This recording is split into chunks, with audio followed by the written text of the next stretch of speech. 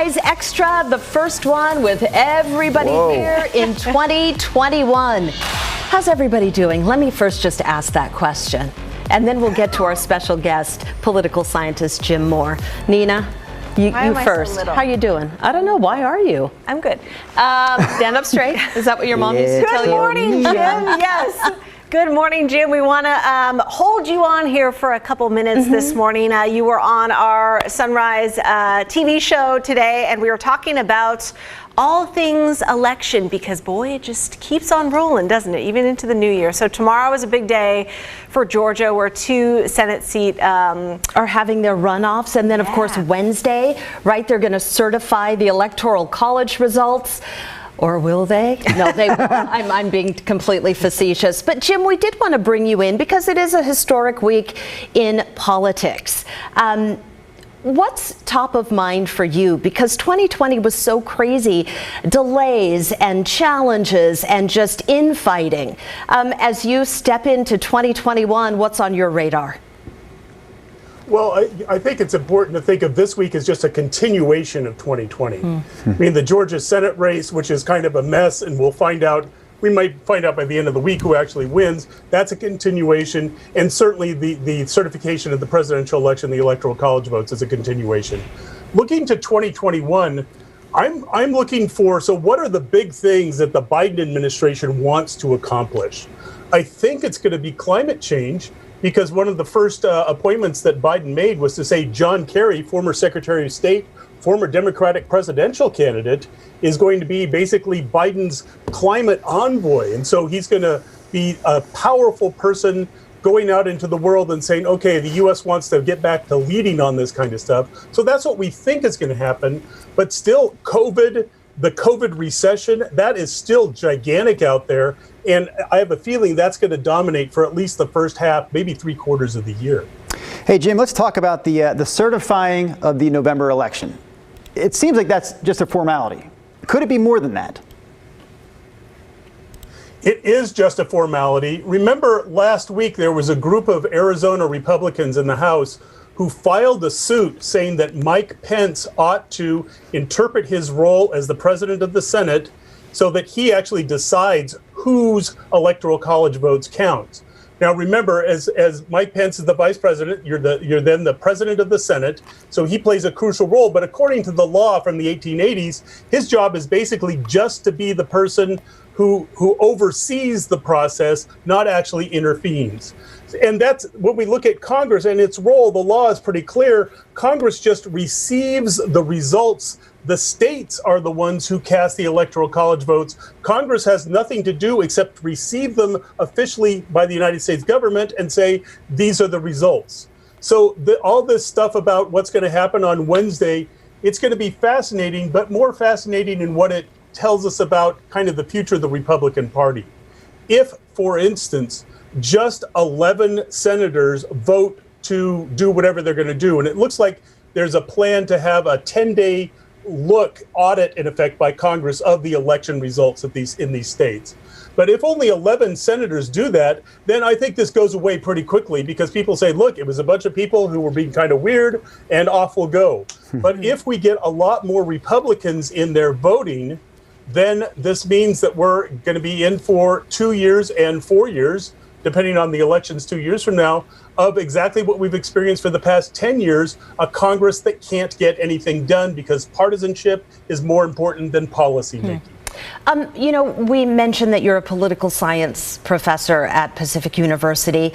What are your students saying after 2020? These are young voters. I don't know how engaged they are. If they're taking your class, I'm sure they're very engaged. But what are they saying about what they're seeing in Washington, D.C.? Well, it's interesting. I teach every election year. I teach a class where all of my students have to go out and work in campaigns. And this was the second presidential election year. The first one was 2016, where none of them volunteered to work with a presidential campaign. I mean, during the Obama years, everybody wanted to work for the Obama campaign or the McCain campaign. We had several diehard McCain people in there, but that's died out. And so when I look at my students, they are when they're out of the class, they're just like the rest of us. They say, my gosh, the president, we like him, we hate him. But when they're in the class, they see, the most important politics is actually the most politics that's closest to you. It's your local politics. It's your state legislator. It's your mayor. It's your county commissioner. That's what gets the streets paved. That's what keeps the schools going. And so they really come to realize that, but they get caught up in the game of the national politics as well. Remember, the president, important player, but impact on your life, unless you're in some program that is directly impacted, for instance, DACA recipients, but that's a small part of the population. Unless you're in some program that's really directly affected, the president means basically nothing to you except a symbol. The most important player is your school board member or your county commissioner or something like that. That is so true, Jim. I wanted to know, what are you kind of seeing, whatever comes out of these Georgia Senate races and this wild hour-long phone call from President Trump asking the Secretary of State to find the votes for him? Once Trump is out of office and, we start focusing on this new year and a new president, what are the long-term effects of, casting so much doubt and then outright, asking for a Secretary of State to just recount something? And, half of the country, almost, a lot of, Trump supporters still say that this election was stolen and there was, cheating and fraud going on. What does that do to kind of set us up for our next elections? What are you kind of hearing from voters or even your students about that? Well, first of all, there's two models that we can look at. The first is the United States. Those of you who remember a little bit of American political history may remember Lyndon Johnson became a U.S. Senator known as Landslide Lyndon. He was behind by a few hundred votes, and then mysteriously, a couple of days after the election, someone discovered several hundred votes in a small county in southwest Texas. And so Landslide Lyndon came in, and everybody acknowledged that this was simply the Democratic Party in Texas basically maneuvering things so that the person they wanted would be a U.S. Senator. What happened after that, though, is the United States went through the civil rights movement. The United States had a popular president after the election of John F. Kennedy. The United States began to come around to be thinking more as a whole. As we said, Richard Nixon's a crook, and all sorts of things like that. The United States came together and our elections were trusted. The other model to look at is many other countries where what we're seeing right now in the United States happens, and it's the beginning of the disintegration of democracy, of people not having faith in democracy, of people saying voting is not the way to go, and eventually that can lead to things like a military coup or something like that. Important that this morning in the Washington Post, all 10 living former secretaries of defense came out and said, this election is over. We've all lived through transitions. You and the Trump administration have got to help the Biden administration or democracy doesn't work. And so there's that second model. Where do I think we're going to be? I think that the memory of the political body in the United States is really short. Remember, a year ago, if we were having this conversation, it was, oh my gosh, impeachment is going to dominate the 2020 election. What's going to happen here? How is each party going to use it? Nobody even pays attention to that anymore at all. And it's not just because of COVID, it's because it's last year's news. I think that this is going to disappear, and people are beginning, as we go to 2022, voters are not going to feel uncomfortable with the elections. They're going to say, oh, I need to get out there and work for my candidates. I think a lot of this is because Trump himself is the one who said, I challenge, challenge, challenge. When he's not president, he'll have a lot less say in that, a lot less power to move people.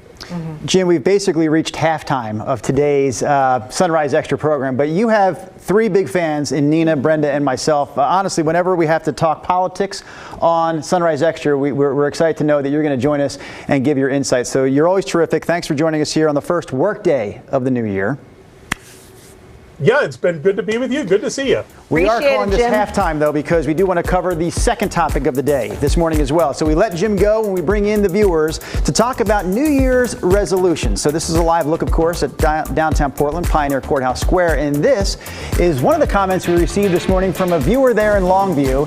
Tiffany says, my New Year's resolutions are to declutter my home. Oh, that's a good one. And spend more time with friends even if we're social distancing. I like that. Do you know how hard it was for me to read that off the screen? I mean, I was leaning.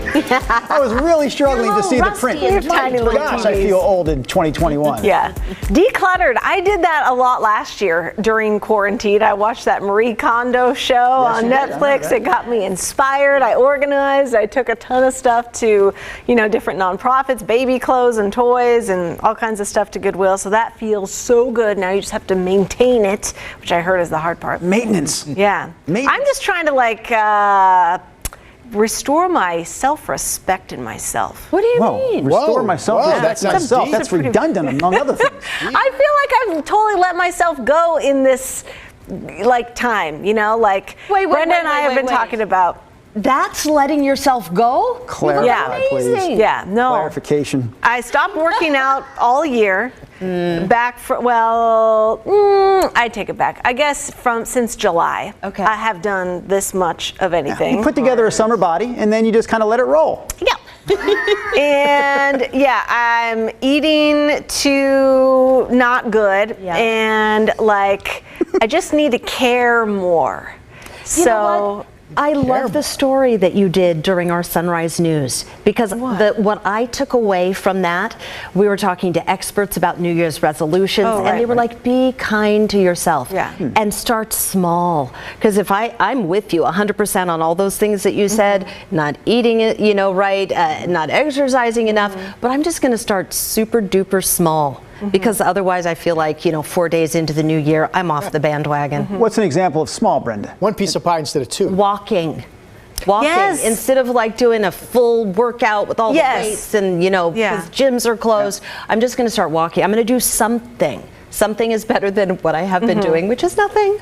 That is I tell myself that every stinking year, just do a little bit, man, because a little bit is better than what you're currently doing, which is nothing. But I tend to always fall into that trap of day 3, okay, it's time to really prove yourself. That damn Peloton bike that's in our house. I wasn't doing it. Then I decided to do it. So I did another beginner lesson on Friday. And then the next day I took it up a notch. It's they give you a rating out of 10, difficulty rating. I took my second day to 7.6 difficulty, which was, and I handled it well. Next day I'm 8.6.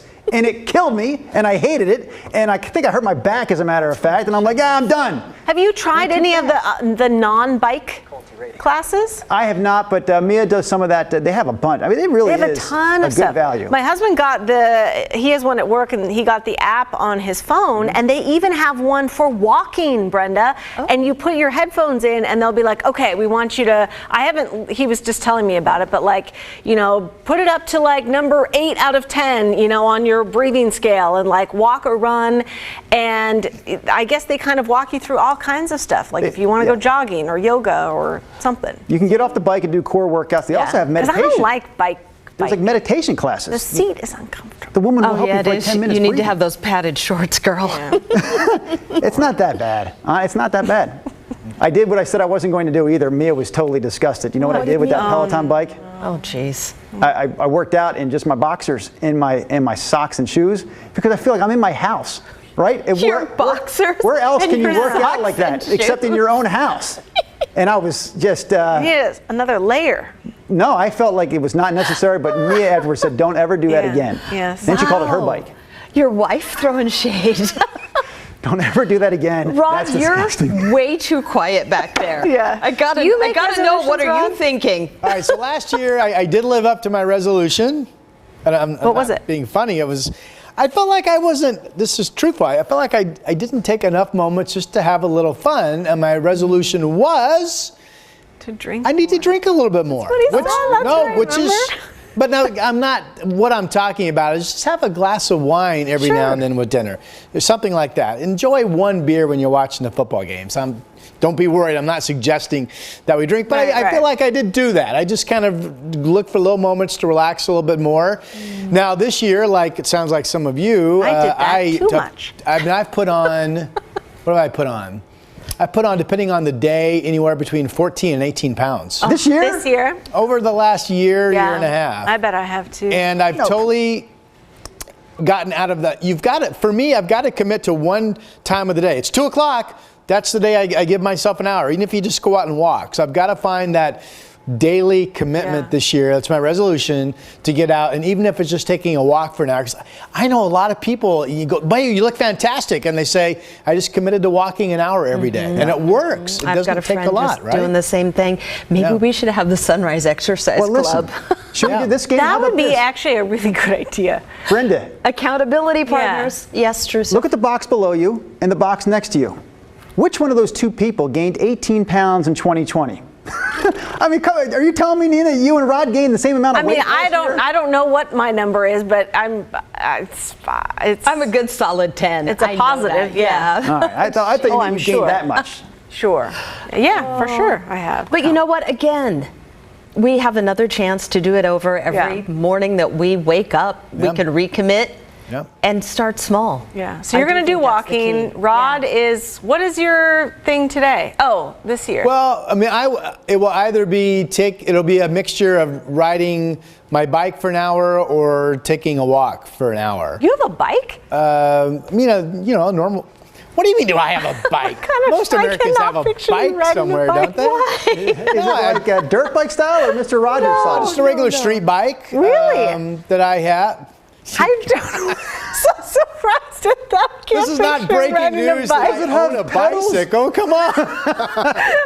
Is there a chain on it, Rod? Holy my This is really going to God. freak you out. Are you ready? Expectations are I have those low. little hand dumbbells. That's really going to freak you out, isn't it? Yeah. Oh wait, so you have a stationary bike? No, a real bike. Oh. That you ride outside. Okay. The real bike. The dumbbells are separate. That's a separate Dumbbells are workout. separate. Right. I have a jump rope. I have a bike, and right now it's hanging on the garage wall. I need my to get it down. Yeah. Biking is wonderful, and it's Yeah, it is. good exercise. Really, don't you guys think the key is you just have to pick something that you will not Dread? that you won't dread, that you think you can do, even if it's not. Start off with trying to do it every other day, right? Or even just start off trying to do it 3 times a week. Every day-ish. Yeah.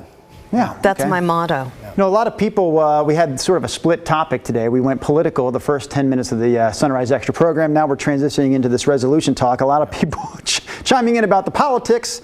Now people starting to mention this topic, resolutions. Joshua Madrid, good friend of the Joshua. show. Joshua, First hey. comment of 2021. Hey there, Joshua.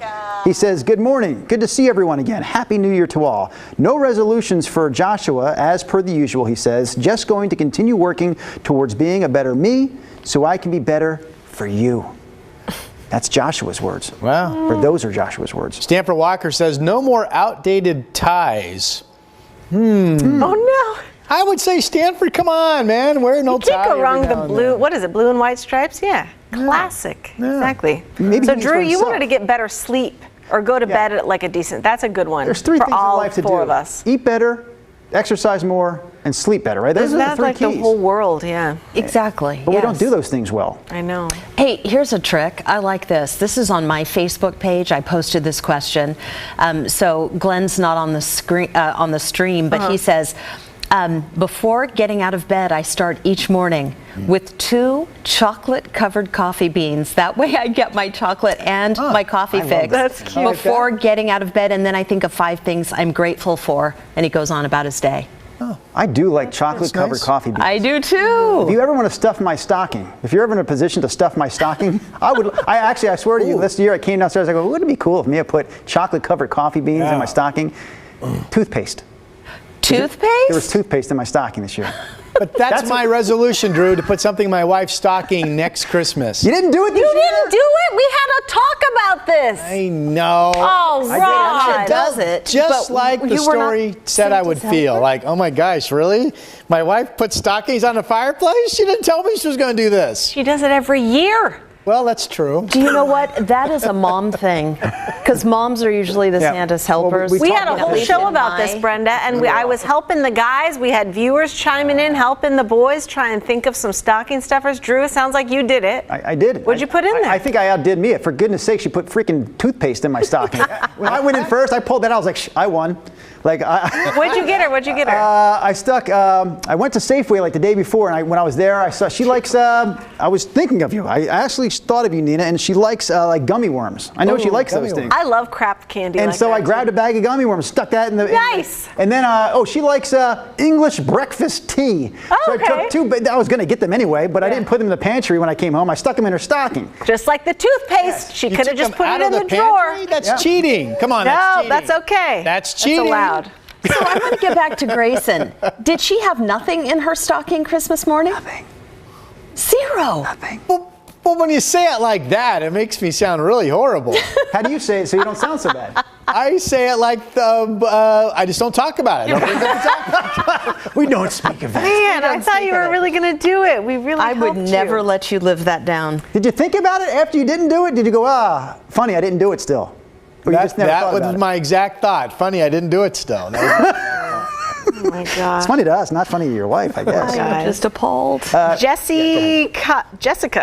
Jessica Renee Cartier says, Happy New Year, guys. This year I've been walking around in pain thanks to proper orthotics. I can stand properly and I have better balance. I plan on hiking and through the lava fields on St. Helens. Last year I couldn't due to painful knees and feet. Now I have proper balance with no pain. First thing, I'm getting into the mountains for freedom. that's awesome. Nice. Is Good job, amazing. Jessica. Yes. We have a closer comment. You ready for the final comment of the morning? Okay, go ahead. I think it's about that time, and we have a good one from Craig Villanueva. What's up, Craig? Good to see you here in Here we go. 2021. Craig says, my resolution is to put the needs of others that absolutely need help to do what I can. I have everything, Craig says, I need in my life right now. I'm blessed and have so many wonderful people already in my life. So I just want to bring a smile to other people's faces. I will achieve my goals for being a better version of myself. My goal is to achieve my goals of being a better version of myself. Nice. Better Yep. version of yourself, people, That's in 2021. amazing. Let's Yes. do it. We're stunned into silence there, Craig. We're all thinking about how we can be better selves, like Craig. Thanks for joining us on Sunrise Extra. We'll be here tomorrow to talk about what resolutions you broke already this year. 24 hours later. Bye, guys.